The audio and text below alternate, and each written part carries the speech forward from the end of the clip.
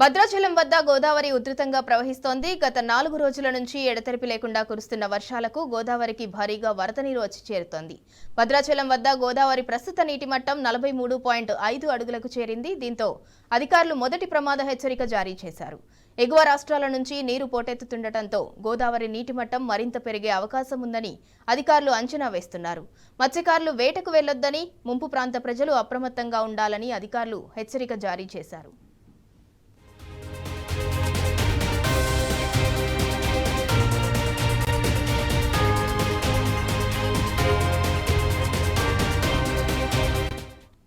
Right, ఇక ఇదే అంశానికి సంబంధించి మరింత సమాచారం మా ప్రతినిధి సాంబశివరావు అందిస్తారు. సాంబశివరావు, భద్రాచలం వద్ద గోదావరి ఉధృతంగా ప్రవహిస్తుంది, దానికి సంబంధించి పూర్తి డీటెయిల్స్ ఏంటి?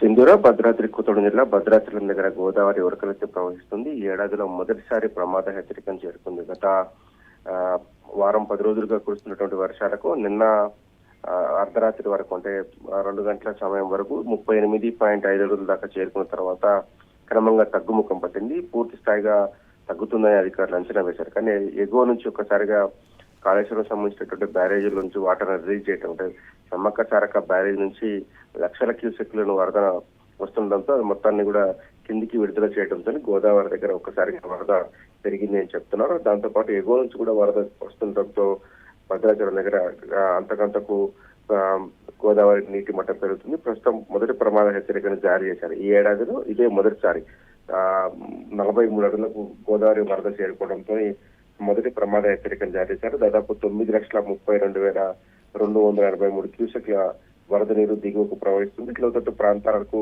ఇప్పుడిప్పుడే ప్రమాద పరిస్థితులు సంభవిస్తున్నాయి. మరింత పెరుగుతుందని చెప్పి అధికారులు అంచనా వేస్తున్నారు. లోతట్టు ప్రాంత ప్రజలను సురక్షిత ప్రాంతాలకు తరలించేందుకు అధికారులు ఏర్పాటు చేస్తున్నారు. ఇప్పటికే హెచ్చరికలు జారీ చేశారు. ఎవరు కూడా లోతట్టు ప్రాంతాలలో నివాసం ఉండడానికి వీల్లేదు. మరింత గోదావరి పెరిగేటువంటి అవకాశం ఉంటుంది కాబట్టి సురక్షిత ప్రాంతాలకు వెళ్ళాలి.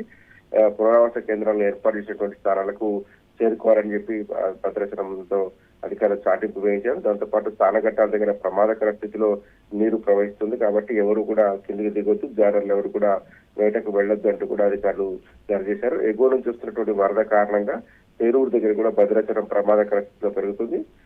దానిపైన ములుగు జిల్లాలో ఉన్నటువంటి వెంకటాపురం మండలం టేకులగూడెం దగ్గర ఉన్నటువంటి లో లెవెల్ బ్రిడ్జ్ పూర్తి స్థాయిలో మునిగిపోయి తెలంగాణ, ఛత్తీస్గఢ్ సంబంధించినటువంటి రహదారి జల దిగ్బంధంలోకి వెళ్లడంతో రాకపోకలను నిన్నటి నుంచే నిలిపేశారు. ఇంకా ఆ వరద ఉధృతి తగ్గే వరకు కూడా అటువైపు వెళ్లేటువంటి ఆస్కారం లేదు కాబట్టి ప్రయాణికులు గమనించాలని చెప్పి అధికారులు తెలియజేస్తున్నారు. భద్రాచలం దగ్గర అంతకంతకు పెరుగుతుంది, మరింత పెరుగుతుందని చెప్పి అధికారులు చెప్తున్నారు. భద్రాచలం పట్టణంలో ఏదైతే అసంపూర్తిగా మిగిలిపోయినటువంటి కరకట్ట పనులు ఉన్నాయో అక్కడ మళ్ళీ వరద చేరేటువంటి అవకాశం ఉంటుంది కాబట్టి ప్రజలు అప్రమత్తంగా ఉండాలని చెప్తున్నారు. సింధూర. Right, thank you Sambasivarao.